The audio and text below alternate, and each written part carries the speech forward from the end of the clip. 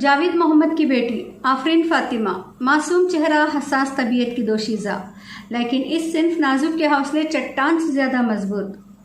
JNU तलबा union की रहनुमा रह चुकी आफरीन फातिमा गुज़िश्ता हफ्तों से मुल्क के तमाम अखबारात की सुर्खियों में है।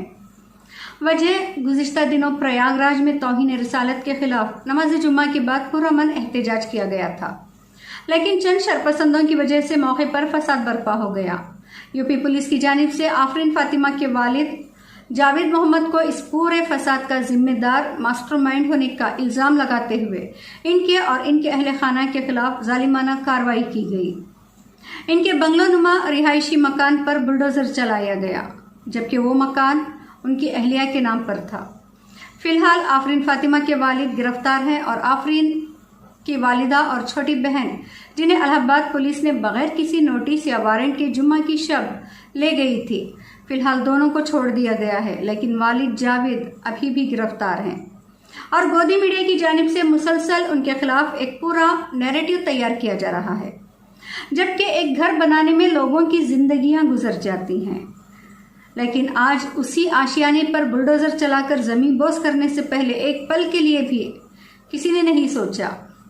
JNU के कई स्टूडेंट्स ने इस जालिमाना कार्रवाई के खिलाफ पुरजोर एहतजाज किया और इस पूरी कार्रवाई को लेकर सभी का इल्जाम एक ही था कि 2019 में CAA NRC जैसे जालिमाना खवानीन के खिलाफ JNU तलबा की जानिब से की गई तहरीक के दौरान आफरीन फातिमा की चंद तकारीर और वीडियोस को गलत एंगल से बताकर उस सिंफ नाजुक के हौसलों को पस्त करने की कोशिश की जा रही है। लेकिन आफरीन फातिमा का ईमान, अल्लाह पर यकीन और अपने नबी से जो इश्क का जज्बा है, वो इन बदतरीन हालात में भी उस बच्ची को थामे हुए है। हाल ही में आफरीन फातिमा ने अपने ट्विटर अकाउंट पर यह ट्वीट किया है कि अपने नबी के खातिर उनका मकान ढाया गया है, तो ये उनके लिए फख्र की बात है। इसके अलावा एक और ट्वीट में आफरीन ने बेखौफ होकर अपनी उसी वीडियो को दोबारा शेयर किया है, जिस वीडियो को लेकर गोदी मीडिया आफरीन को देशद्रोही साबित करने की कोशिश कर रही है। खैर दोस्तों, अभी असल मौजू पर आते हैं। यूं तो हमारे यहाँ हमारे दरमियान मौलवी हजरात के साथ साथ मुस्लिम तंजीमों व इदारों से वाबस्ता अफराद अक्सर अपनी तकरीरों बयानों में सहाबा रज़ियल्लाहु अन्हुम के ईमान से भरे जुर्रतमंदाना किस्से वाक़िए सुनाया करते हैं। बिलाल हबशी रज़ियल्लाहु अन्हु की कुर्बानी तपते सहरा पर उनके सीने पर पत्थर रखकर जब उनसे पूछा गया तो वो अहद अहद कहते रहे। सुमैया रज़ियल्लाहु अन्हा की शहादत, ये सारे किस्से बार बार दोहराए जाते हैं, लेकिन जब बात खुद पर आए, अमली तौर पर साबित करने की आए, तो कोई अहले इल्म सामने नहीं आता। वहीं आज की तारीख में जो गैर मौलवी हैं, जो किसी मदारिस से फारिग नहीं हैं, जिन्हें हम आम मुसलमान समझते हैं, मॉडर्न समझते हैं, अगर गौर किया जाए तो आज इन्हीं के अंदर सुहाबा व सुहाबियात वाला जज्बा देखने को मिलेगा और अपने दीन के खातिर इनके इस जज्बे कुर्बानी के आगे दुनिया के बड़े से बड़े आमाल भी धरे के धरे रह जाते हैं। आपके हज, तहज्जुद की नमाजें, रोज़े, नफिल इबादत, दावत और तबलीग, उरूस, ज़ियारत, सब कुछ इस जज्बे, इन कुर्बानियों के आगे फीके हैं। सही लफ्ज़ों में लफ्ज़ इस्तेमाल करें तो जज्बे कुर्बानी के बगैर ये सारे अमाल महज रियाकारी हैं, क्योंकि जब तौहीन रिसालत या नबी के शान की बात आती है तो यहाँ वही लोग सामने आते हैं जिनके पास ऐसे कोई बड़े अमाल देखने को नहीं मिलते। ऐसे में ईमान के जिंदा होने की मिसाल रियाकारी से भरे अमाल से हरगिज नहीं हो सकती, बल्कि दिल में बसे वो ईमान से है जो वक्त पड़ने पर नबी के लिए अपनी जान, माल, आलो औलाद देने के लिए भी तैयार हो जाए और अपनी मिल्कियत को लुटाकर भी पल भर के लिए इजहार अफसोस ना करे, ना ही इनके माथे पर किसी किस्म की शिकन नजर आए। यही है असल ईमान, जो आज शहीद मुदस्सिर की माँ आफरीन फातिमा और इन जैसों में देखा जा रहा है। याद रहे दोस्तों, सिर्फ मदरसों में 5-10 साल पढ़कर सर्टिफिकेट हासिल कर लेने से किसी का ईमान मुकम्मल नहीं हो जाता, ना ही तहज्जुद में सर झुकाने और हज उम्रा करने से कामिल ईमान की पहचान है।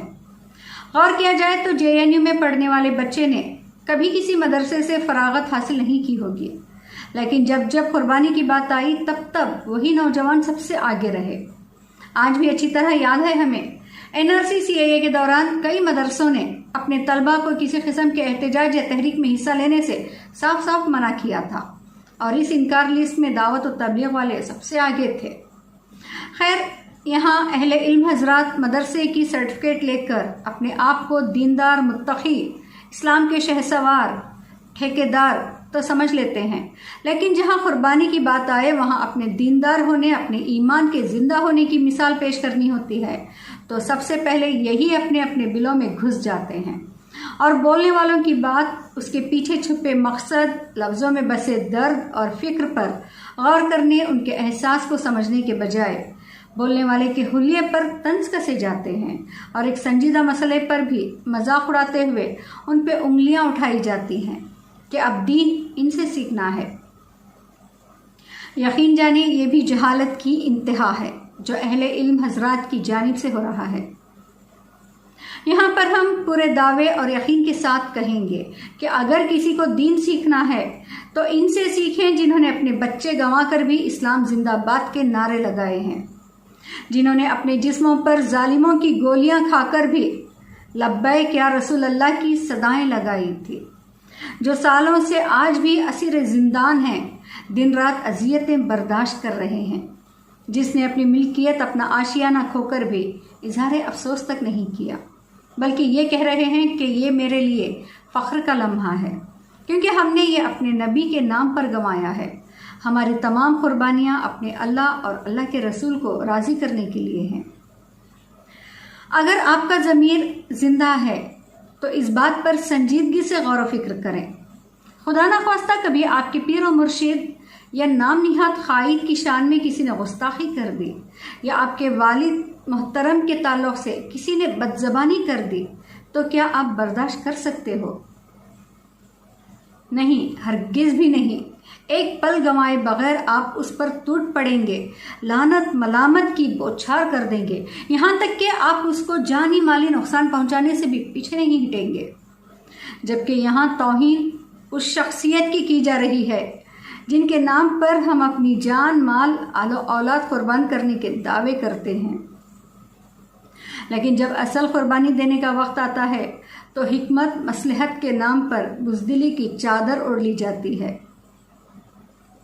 आखिर ऐसा क्यों है? हमारा सवाल हर उस रहबर मिल्लत, क़ाइदीन मिल्लत से है जो बड़े से बड़े जलसों में बैठकर इश्क नबी के दावे करते हुए झूठे आंसू बहाते हैं। आखिर आज कहाँ है उनके आंसू, इनका जज्बे इश्क? दावा तो है दीन की तबलीग का, लेकिन असल दीन से दूर होकर दीन की दावत कैसे मुमकिन हो सकती है? दावत है औलिया इकराम की अहमियत, मोहब्बत का, लेकिन यहाँ पर भी महज शोबाजी, क्योंकि इनकी सारी बातें, सारे दावे जल से जुलूसों के मोहताज हैं। नबी के खातिर इनकी नारेबाजियाँ वो भी महज जल से जुलूसों तक महदूद हो चुकी हैं। कोई मीडिया पर्सन अगर भूले से भी इनके सामने आ जाए कैमरा लेकर तो इनकी ज़बानें लड़खड़ाने, तोतलने लगती हैं। हिकमत के नाम पर ज़बानें मियाँ मिट्ठू की बोली बोलने लग जाती हैं। ऐसे में कहना गलत नहीं होगा कि इनके सारे जज्बात स्टेजों तक महदूद हैं। मैदानी सतह पर ये नहीं आने वाले, बल्कि मैदानी सतह पर हर बार वही आएंगे जिन्हें हमने बेनमाजी, नशेबाज, मॉडर्न, फलां फलां समझकर हिकारत की नज़रों से देखते रहे। जबकि जब जब इस्लाम की, दीन की, इश्क नबी की बात आई तो सबसे पहले रास्तों पर आने वाले, अपनी जानें कुर्बान करके शहीदी मर्तबा लेने वाले यही हैं। खैर दोस्तों, जब हम इन तमाम हक़ाइक़ पर लिखते बोलते हैं तो हमारी बातों पर ध्यान देकर गौर व फिक्र करने, अमल करने के बजाय ये हमारे हुलिये पर बहुत ज़्यादा गौर करते हैं। यहाँ तक कि हम और हमारे जैसा लिखने बोलने वालों पर उंगलियां उठाई जाती हैं तरह तरह की, और दीन इन्हीं से सीखना है जैसे बार बार इस तरह के तंज हमें मिलते हैं। ऐसों के लिए हम बस इतना कहेंगे कि दीन किसी इदारे से, किसी एकेडमी से सीखने की चीज़ हरगिज़ नहीं है। दीन सीखने के लिए अगर यही शर्त होती तो सहाबा रज़ियल्लाहु अन्हा ने कौन से मदरसे, कौन से इदारे से दीन हासिल किया था? सहाबा रज़ियल्लाहु अन्हा के पास कौन से इदारे, एकेडमी की सर्टिफिकेट मौजूद थी? इन्होंने नबी को देखकर दीन सीखा था। ज़रूरी नहीं कि हर कोई किसी इदारे से ही फारिग होकर उस इदारे की सनद हासिल करके इदारे से मुंसलिक अलक़ाब लगाकर ही दीनदार हो जाए।